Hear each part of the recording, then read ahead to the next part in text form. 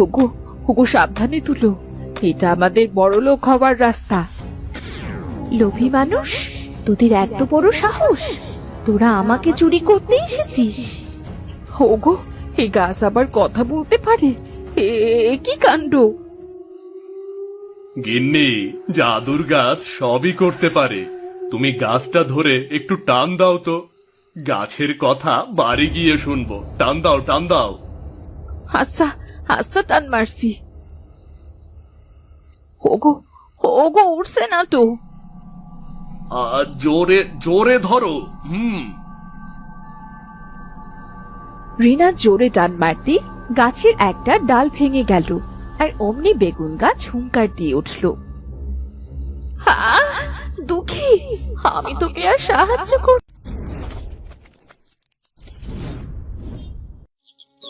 মধুপুর গ্রামে নীলা নামের এক মেয়ে থাকত। তার মা বাবা কেউ ছিল না। তার জীবনে খুব কষ্ট ছিল। তার এই দুঃখ কষ্টের কারণে গ্রামের সবাই তাকে দুঃখী বলে ডাকত।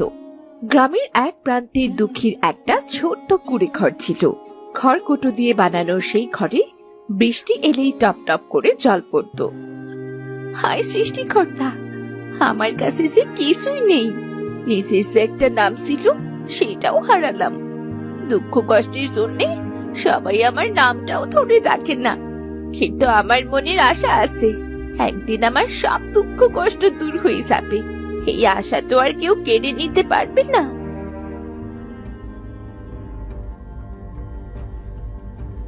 এই দুঃখী, কিরে, ঘরের মধ্যে একা একা কার সাথে কথা বলছিস রে? একটু বাইরে আয় তো। না সাসি, কারোর সাথে কথা বলছি না, একা একাই কথা বলছিলাম।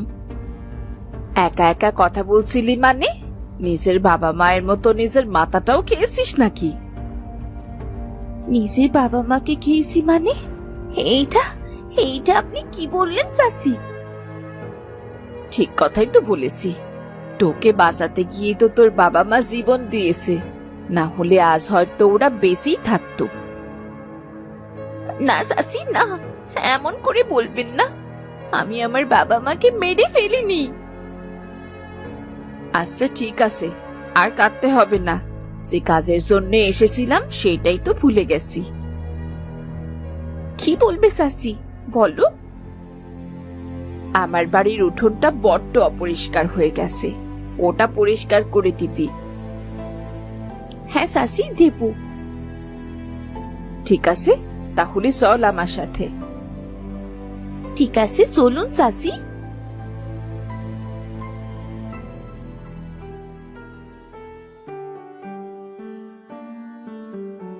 এই নে ঝাঁটা, পুরো উঠোনটা পরিষ্কার কর, ভালোভাবে করবি কিন্তু।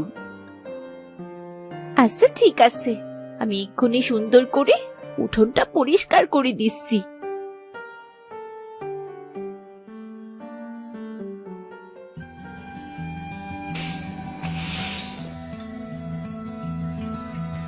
এরপর দুঃখী রিনার উঠোনটা খুব সুন্দর করে পরিষ্কার করে রিনাকে ডাকতে লাগলো। সাসি, ও সাসি। এই কি রে, এমন চিৎকার করছিস কেন রে?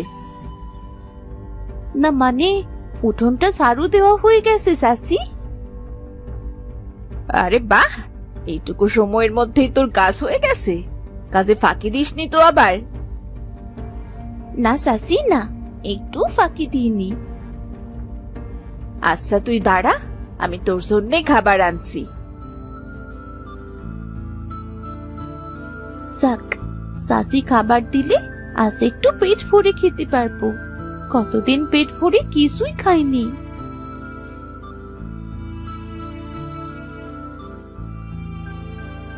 এই নে, এই খাবারগুলো খা। আরে সাসি, এই খাবারগুলো থেকে তো কেমন পচা গন্ধ আসছে। গন্ধ আসছে তো কি হয়েছে? তুই তো গরিব মানুষ, এইসব খাবার তো তোরাই খাস, তোর জন্য এই খাবারই ঠিক। সাসি, একটু ভালো খাবার দিন না, কাজ করে অনেক খিদে পেয়েছে। ভালো খাবার দেব মানে? যেটা দিয়েছি ওটাই খা, না হলে যা এখান থেকে। তোর জন্য এর থেকে ভালো খাবার আমার বাড়িতে নেই। চাচি, এত কষ্ট করে আপনার সারা উঠোন পরিষ্কার করে দিলাম, তার বদলে একটু ভালো খাবার তো দিতেন। ইস, ভালো খাবার? ভালো খাবার কেন রে? তোকে যে পচা খাবারটুকু দিয়েছি, এটাই তোর সাত কপালের ভাগ্যি। খেলে খা, না খেলে দূর হয় এখান থেকে। এই বড় লোকেরা খুব খারাপ হয়, আমার দিয়ে কাজ করিয়ে কাজের পারিশ্রমিকটাও দিতে চায় না। কি রে দুঃখী, তোর মনটা এত খারাপ কেন রে? স্যার নামই দুঃখী, তার জীবনে দুঃখ ছাড়া আর কি থাকবে গো বুড়িমা? অমন করে বলিস না রে মা, তা কি হয়েছে তোর?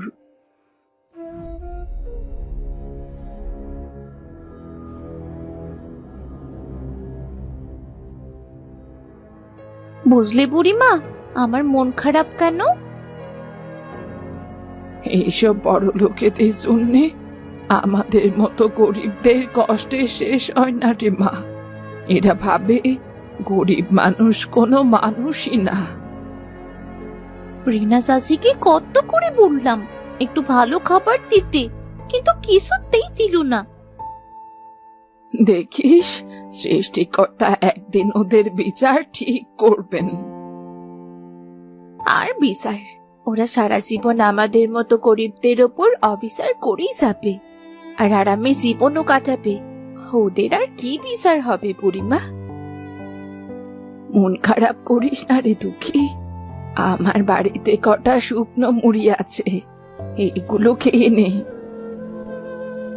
দাও গো বুড়িমা দাও, কটা মুড়ি চিবিয়ে একটু পানি খেয়ে নি, কাজ করে যে বড্ড কষ্ট হয়ে গেছে।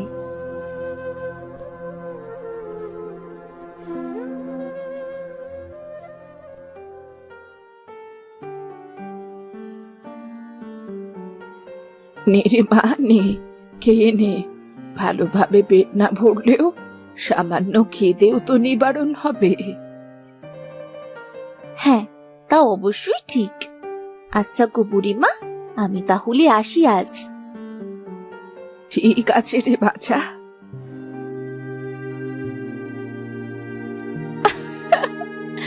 মা বাবা, তোমরা আমাকে এইভাবে একা রেখে কেন চলে গেলে? এত কষ্ট যে আমার সহ্য হচ্ছে না। তোমরা আমাকে তোমাদের কাছে নিয়ে যাও, আমি আর বাঁচতে চাই না। দুঃখী তার মনের দুঃখে উঠোনে বসে কাঁদছিল, আর দুঃখী চোখের জল মাটিতে গড়িয়ে পড়ছিল। কিছু সময় পর সে ঘরে চলে গেল। দুঃখীর চোখের পানি যেখানে গড়িয়ে পড়ল, সেখানে একটা ছোট্ট সবুজ অঙ্কুর বের হতো। আরে, আমার উঠোনে এই চারা গাছ! এই চারা গাছ কোথা থেকে আসলো? আমি তো আমার উঠোনে বীজ ফেলিনি। তবে চারা গাছটা কে লাগিয়ে গেল এখানে? সেইখান থেকেই আসুক না কেন। গাছ, আমি তোর অনেক যত্ন নেব। আমার তো কথা বলার কেউ নেই, আজ থেকে আমি তোর সাথেই গল্প করব। এরপর দুঃখী প্রতিদিন সেই গাছটাতে জল দিত। এইভাবেই কয়েকদিনের মধ্যে গাছটি হয়ে উঠল এক সুন্দর বেগুন গাছ।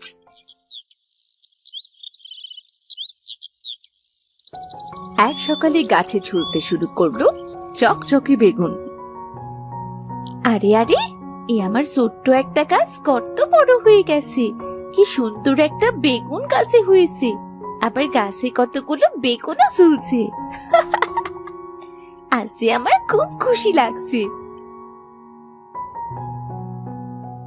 আরে আরে, এ আমি কি দেখছি? কি সুন্দর করে হাসছে! এমন করে হাসতে তো ওকে কোনোদিন দেখিনি। যাই, ওর বাড়ি গিয়ে দেখি ওর খুশির কি কারণ।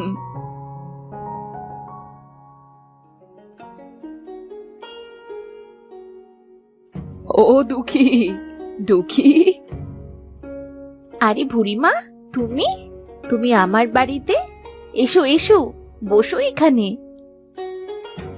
না রে মা, আমি বসতে আসিনি। বসতে আসুনি? তাহলে কেন এসেছো গো বুড়িমা? রাস্তা দিয়ে যাওয়ার সময় তোর হাসি শুনতে পেলাম। কখনো তোকে এমন করে হাসতে শুনিনি, তাই তো এলাম। ও তাই বুঝি? তা অমন করে হাসছিলি কেন রে দুঃখী? এই দেখো না বুড়িমা, আমার উঠোনে কি সুন্দর একটা বেগুন গাছ হয়েছে, আর গাছটাতে দেখো কত বেগুন ধরেছে। ও মা, তাই তো, বেগুন গাছটা তো খুব সুন্দর। আর একটা গাছে যে এত বেগুন ধরেছে, তাতে তোর খেয়ে বিক্রি করে আরো বেগুন বেঁচে থাকবে। হ্যাঁ গো বুড়িমা, তুমি ঠিকই বলেছো। গাছে কিছু বেগুন বিক্রি করে একটু চাল ডাল কিনে নিয়ে আসি। তোর তো শুধু চাল কিনলেই হবে রে দুঃখী।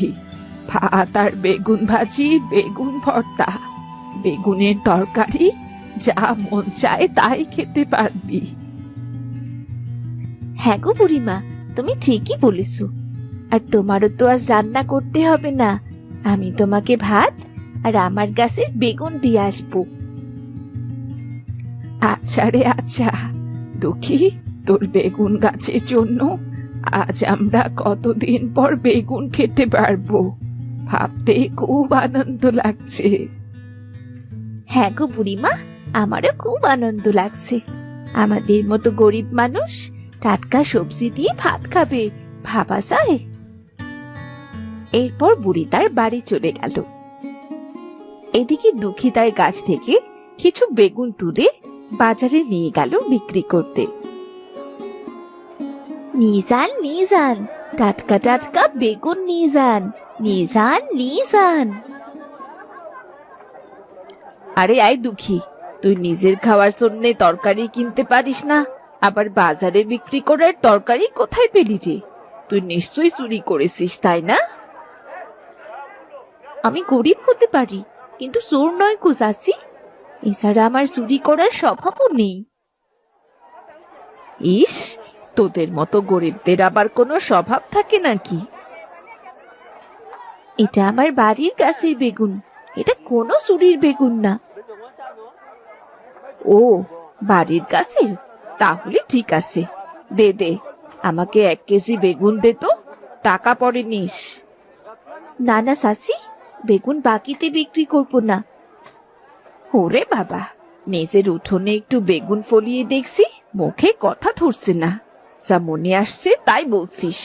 কেন রে, আমাদের বুঝি তোর কখনো প্রয়োজন পড়বে না? প্রয়োজন পড়লে কখনো সাহায্য করেছেন নাকি? কাজ করিয়ে পরে পাওনা টাকাও তো দেন না। থাক থাক, আর বলতে হবে না। এই নে তোর টাকা, আর দে বেগুন দে। টাকাটা আগে দিলে তো মুখ থেকে আর সত্যি কথাগুলো বেরোতো না। কি বললি তুই? না কিছু না।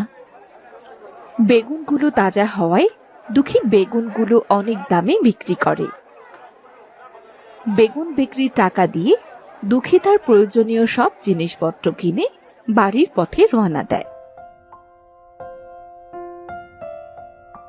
এ যেন এক জাদু, আজ অনেকদিন পর আমার বাড়ি রান্না হবে। আমার যে কি আনন্দ লাগছে।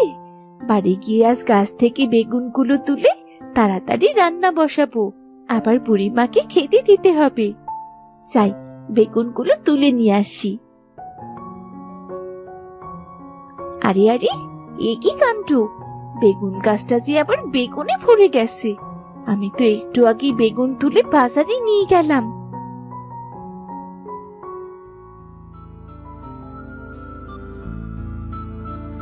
দুঃখী রে, আবার কার সাথে কথা বলছিস? তোর দেরি দেখে আমি তোর বাড়ি খেতে চলে এলাম। বুড়িমা, আমি তো এখনো রান্নাই বসাইনি, হাট থেকে একটু আগেই ফিরলাম গো বুড়িমা। ও মা দুঃখী, তুই এখনো বেগুন তুলে বাজারে বিক্রি করতে নিয়ে যাসনি? এখন বাজারে যাবি কখন, আর চাল কিনে কখনই বা ফিরে রান্না করবি? আমার তো খিদে পেট চো চো করছে। আরে বুড়িমা, আমি বেগুন তুলে বাজারে বিক্রি করে সব প্রয়োজনীয় জিনিস কিনে এনেছি। কিন্তু তুই বেগুন কোথা থেকে তুললি? গাছে তো বেগুন ভরা দেখছি। বুড়িমা, আমি রান্নার জন্য কয়েকটা বেগুন রেখে বাকি বেগুনগুলো তুলে বাজারে বিক্রি করে এসে দেখি গাছটা আবার বেগুনে ভরে গেছে। মা গো মা, এ কি কাণ্ড! তুই সত্যি বলছিস দুঃখী? হ্যাঁ গো বুড়িমা, হ্যাঁ। দেখো, আমি বেগুন বিক্রির টাকা দিয়ে চাল, তেল, ঝাল, লবণ সব এনেছি। আবার এদিকে গাছে বেগুনেও ভর্তি হয়ে আছে। শোন দুঃখী, আমি বুঝতে পেরেছি এই বেগুন গাছটা একটা জাদুর গাছ। আমার তো মনে হচ্ছে এই গাছের বেগুন কোনো দিনও শেষ হবে না। এইটা সৃষ্টিকর্তা তোকে সাহায্য করবার জন্যই দিয়েছেন। তুমি ঠিকই বলেছো গো বুড়িমা, আমারও তাই মনে হয়। বুড়ি ও দুঃখীর সব কথা তাদের প্রতিবেশী রিনা দাঁড়িয়ে দাঁড়িয়ে সব শুনছিল। হো, তাহলে এই কথা! দুঃখী জাদুর বেগুন গাছ পেয়েছে, এজন্যই তো বাজারে আজ এত তেজ দেখাচ্ছিল। দাঁড়া, তোর তেজ আমি বার করছি। বুড়িমা, চলো আমরা রান্না করে খেয়ে নি, পরে কথা বলবো। ঠিক আছে, চল রে দুঃখী। ও বুড়িমা, বুড়িমা, এসো গো, খাবার খেয়ে যাও। তোর রান্না শেষ হলো বুঝি? এসো, বসো এখানে। দে মা, দে। বাহ, কি স্বাদ! মনে হচ্ছে মাংস যেন এর স্বাদের কাছে হার মানবে। ঠিকই বলেছো বুড়িমা, এমন স্বাদের বেগুন আমি আগে কখনো খাইনি। দুঃখী রে, দেখেছিস তো, তোর আর জীবনে কোনো কষ্ট থাকবে না। এই বেগুন বিক্রি করেই তোর সব কষ্ট দূর হয়ে যাবে। বুড়িমা, শুধু আমার কেন, তোমার আর আমার আশপাশে যত গরিব মানুষ আছে, আমি সবাইকে বেগুন বিক্রির টাকা দিয়ে সাহায্য করব। মা দুঃখী, তোর মনটা বড্ড ভালো রে। তাই তো তোর ভাগ্যে এমন আশ্চর্য কাজ জুটেছে। সৃষ্টিকর্তা মানুষের মন বুঝেই সম্পদ দেন। আচ্ছা রে মা, আমি তবে আসি রে। আচ্ছা ঠিক আছে, এসো তাহলে। দুঃখী প্রতিদিন তার বেগুন গাছ থেকে বেগুন তুলে বাজারে বিক্রি করে। কিছু টাকা সেই গ্রামের গরিব মানুষদের মাঝেও বিলিয়ে দেয়। ধীরে ধীরে মানুষও তাকে ভালোবাসতে শুরু করে। না, সবার মুখেই দুঃখী সুনাম শুনতে শুনতে আমার কান পচে গেল। আজ রাতে এর একটা বিহিত করতেই হবে।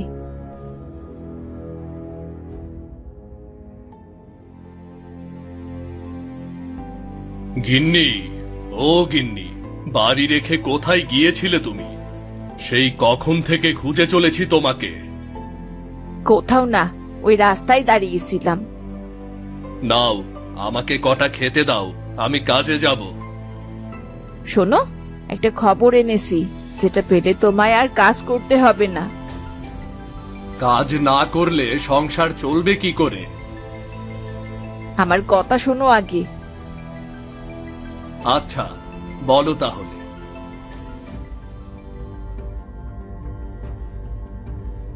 বলছো কি গিন্নি, জাদুর বেগুন গাছ?